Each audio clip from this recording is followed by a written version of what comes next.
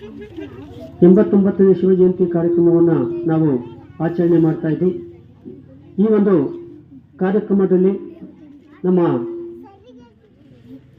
ಶಾಂತಿ ಯಾತ್ರೆ ಒಂದು ಕಾರ್ಯಕ್ರಮ ಏನು ನಡೀತು, ಆ ಒಂದು ಶಾಂತಿ ಯಾತ್ರೆ ಕಾರ್ಯಕ್ರಮಕ್ಕೆ ಚಾಲನೆಯನ್ನು ಕೊಟ್ಟಿರ್ತಕ್ಕಂಥ ನಮ್ಮ ಕೆ ಶಾಂತಿ ಅಕ್ಕನವರಿಗೆ, ನಮ್ಮ ಶಿರಾ ತಾಲೂಕಿನ ಸಂಚಾಲಕಿಯಾಗಿ ಕಾರ್ಯನಿರ್ವಹಿಸ್ತಾ ಇರ್ತಕ್ಕಂಥ ಶಾಂತಕ್ಕನವರಿಗೆ ನಾವು ನಮ್ಮ ಗ್ರಾಮದ ವತಿಯಿಂದ ಹಾಗೂ ನಮ್ಮ ಕೇಂದ್ರದ ವತಿಯಿಂದ ಕ್ರಮವನ್ನು ಎಲ್ಲರೂ ಸೇರಿಕೊಂಡು ಪ್ರಜಾಪಿತ ಶಿವಗಂಗೆ ಮೌಲ್ಯ ಶಿಕ್ಷಣ ಬೇಡ. ಹಾಗಾಗಿ ಇವತ್ತು ಮಕ್ಕಳಲ್ಲಿ ಏನಿಲ್ಲ, ಮೌಲ್ಯ ಅನ್ನೋದು ಬಹಳ ಕಡಿಮೆ ಪರ್ಸೆಂಟ್ ಅಲ್ಲಿದೆ. ಯಾಕೆ ನಾವು ಅದಕ್ಕೆ ಆಸ್ಪದ ಕೊಡ್ತಿಲ್ಲ, ಅವಕಾಶ ಕೊಡ್ತಿಲ್ಲ. ಹಾಗಾಗಿ ಇಂತಹ ಆಧ್ಯಾತ್ಮಿಕ ಸಂಸ್ಥೆಗಳು, ಇಲ್ಲಿ ನಮ್ಮ ಪಕ್ಕ ಗುರುಗಳು ಕೂತಿದ್ದಾರೆ, ಅವ್ರ ಕಾರ್ಯನೂ ಅದೇ, ಆಧ್ಯಾತ್ಮತೆಯನ್ನ, ದೈವತ್ವವನ್ನ ಜನರಲ್ಲಿ, ದೈವ ಭಕ್ತಿ ಇದೆ. ಹೆಂಗಿದೆ ಅಂದ್ರೆ ವ್ಯಾಪಾರ ಆಗ್ಬಿಟ್ಟಿದೆ. ದೇವ್ರೆ ನಿಂಗೆ 101 ಕಾಯಿ ಹೊಡಿತೀನಿ, ಏನ್ ಮಾಡು, ನನ್ ಕೆಲಸ ಮಾಡು.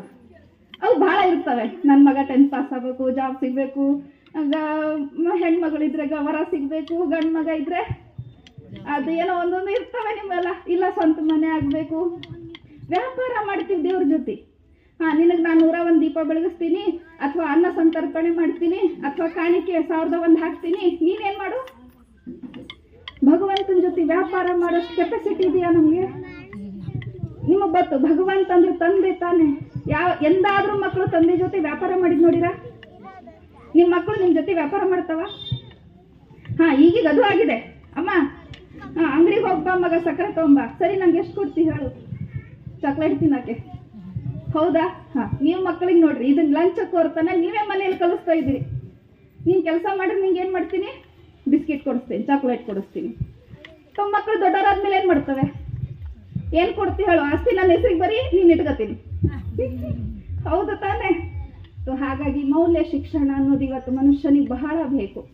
ಏನು ಸ್ವಾರ್ಥತೆ ಇಲ್ಲದೆ ಕಾರ್ಯವನ್ನ ಮಾಡುವಂತಹ, ಅಥವಾ ಪ್ರತಿಫಲವನ್ನ ಬಯಸದೆ ಕರ್ಮವನ್ನ ಮಾಡುವಂತಹ ಶಿಕ್ಷಣ ಇಂತಹ ಆಧ್ಯಾತ್ಮಿಕ ಸಂಸ್ಥೆಗಳು ಕೊಡ್ತವೆ. ಅದರಲ್ಲೂ ವಿಶೇಷನ ಹೆಮ್ಮೆಯಿಂದ ಹೇಳ್ಕೊತೀನಿ, ಬ್ರಹ್ಮಕುಮಾರಿ ಈಶ್ವರೀಯ ವಿಶ್ವವಿದ್ಯಾಲಯ ಈ ಮೌಲ್ಯವನ್ನ ಕಲಿಸ್ತದೆ. ಹಾಗಾಗಿ ಮೌಲ್ಯ ಶಿಕ್ಷಣ ಯಾರಿಗ್ ಬೇಕು? ಮಕ್ಕಳಿಗೆ ಬೇಕೋ, ಮುದುಕರಿಗೆ ಬೇಕೋ? ಯಾರಿಗ್ ಬೇಕ್ರಿ? ಹಿಂದ್ಗಡೆ ಇರೋರಿಗೆ ಹೇಳ್ರಿ, ಯಾರಿಗ್ ಬೇಕ್ರಿ? ಮುದುಕರಿಗೆ ಬೇಕಾ, ಮಕ್ಕಳಿಗೆ ಬೇಕಾ?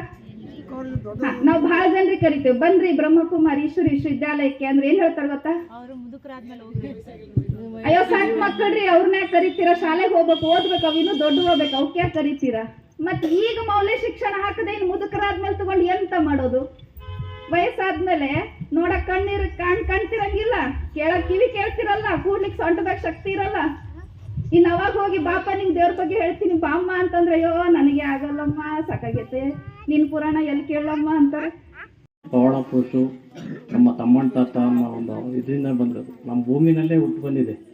ಮನೆಯಲ್ಲೂ ಎಲ್ಲರೂ ಇಲ್ಲಿಂದ ಒಂದು ಸಂಸ್ಕಾರ ಉಳ್ಕೊಂಡು ಬಂದಿದೆ. ಸುತ್ತಮುತ್ತ ನಮ್ಮ ತಾಲೂಕಿಗೆ ಹೆಸರಾಗಿದೆ. ಹುಲಿಕುಂಟೆ ಯಾವ ರೀತಿ, ಅಲ್ಲೇ ಜನ ಹೆಂಗೆ, ಅಲ್ಲೇ ಕಾರ್ಯಕ್ರಮ ಮಾಡೋದು ಹೆಂಗೆ, ಒಂದು ಜಾತ್ರೆ ಇದನ್ನ ಏನೇ ಮಾಡಿದ್ರು ಅರ್ಥಗರ್ಭಿತವಾಗಿ ಕಾರ್ಯಕ್ರಮ ನಡೀತದೆ. ಏನೇ ರಾಜಕೀಯ ಇರ್ಬೋದು, ಕಿತ್ತಾಟ ಇರ್ಬೋದು, ಏನೇ ಇರ್ಬೋದು, ಒಂದು ದೇವ್ರ ಕಾರ್ಯಕ್ರಮ, ಏನೇ ಒಂದು ಕಾರ್ಯಕ್ರಮ ಮಾಡ್ತಾ ಇದ್ರೆ ಒಗ್ಗಟ್ಟಾಗಿ ಎಲ್ಲರೂ, ಇಲ್ಲೇನೋ ಯಾವ ಜಾತಿ ಭೇದ ರಾಜಕಾರಣ ಏನಿಲ್ಲದೆ ಕಾರ್ಯಕ್ರಮ ಮಾಡ್ತಾರೆ. ಇಂಥ ಇದರಲ್ಲಿ ನಾವು ಚಿಕ್ಕ ಹುಡುಗರಿಂದನೂ ಇಲ್ಲಿ ಅಕ್ಕರು ಒಂದು ಬಿಲ್ಡಿಂಗ್ನಲ್ಲಿ ಮನೆಯಲ್ಲೇ ಮಾಡೋರು ಓಂ ಶಾಂತಿ ಅಂತ. ಅದು ಸೆಂಟ್ರಲ್ಲಿ ಗ್ಯಾಪ್ ಆಯಿತು, ಮತ್ತೆ ಕಂಟಿನ್ಯೂ ಆಗಿದೆ. ಈಗ ಎಲ್ಲರೂ ಒಗ್ಗಟ್ಟಾಗಿ ನಡೆಸ್ಕೊಂಡು ನಮ್ಮ ಗುರುಗಳೊಬ್ರು ತುಮಕೂರಲ್ಲಿ NT ಶಿವಣ್ಣ ಅಂತ ಇದ್ದಾರೆ, ಮರಿ ವಿಜ್ಞಾನಿ ಅಂತ ಹೇಳ್ಬಿಟ್ಟು.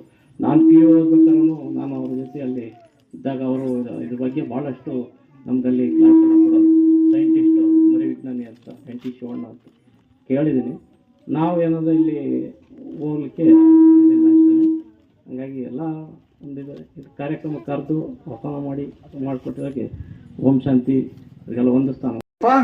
ನಾನು ಈ ಜನ್ಮದೊಳಗ ಉದ್ಧಾರ ಆಗಬೇಕು ಅಂದ. ಅದಕ್ಕೆ ಗುರುಗಳು ಸುಮ್ಮನೆ ಕುಂತಿದ್ರು. ಅವನಿಗೆ ಏನನ್ನಿಸ್ತೋ ಮತ್ತೆ ಕೇಳ್ದ, ಯಪ್ಪ ನಾನು ಈ ಜನ್ಮದೊಳಗ ಉದ್ಧಾರ ಆಗಬೇಕು ಅಂದ. ಅದಕ್ಕೆ ಅವರು ಗುರುಗಳು ಹೇಳಿದ್ರು, ಉದ್ಧಾರ ಆಗಪ್ಪ, ಯಾರು ಬೇಡ ಅಂದಾರಿ ಅಂದ್ರು.